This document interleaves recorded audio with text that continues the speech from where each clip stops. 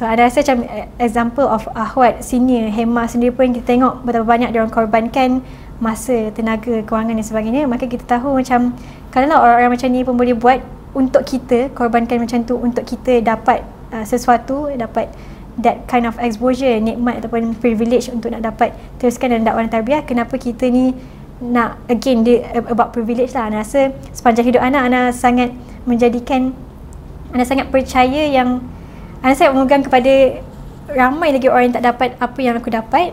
Maka privilege yang aku buat ni sepatutnya mendorong aku untuk berbuat lebih lah. Nak kata sesimpel macam, bukanlah sesimpel tapi macam sebasic benda yang macam kita rasa, kita selalu rasa macam kita dapat menyambung pelajaran ni satu benda yang something yang kita entitled tu. Tapi bila kita melihat sama ada situasi di Palestin ataupun situasi orang-orang yang susah, tak dapat opportunity untuk menyambung pelajaran disebabkan kewangan dan sebagainya, orang yang mungkin keluarganya orang kata, nak kata apa di jalan-jalan coket dan sebagainya, mereka ni kenapa kita yang dapat, kenapa bukan mereka? Maka dari situ kita lebih rasa macam kita ni patutnya sewajarnya push lebih dan lebih lah.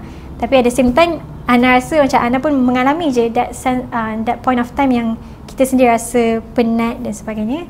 Maka kita juga kena tahu, Ana rasa kawan sahabat Ana pun ada banyak advice Ana untuk tahu when to stop lah. Sebab Ana jenis yang akan mungkin nak je buat lebih dan lebih, tapi sebenarnya dia lebih memudaratkan. Dan walaupun kita nak buat lebih, kadang ada je benda yang terkorban dari side performance kita lah. Maka itu pun memudaratkan dari side responsibility kita.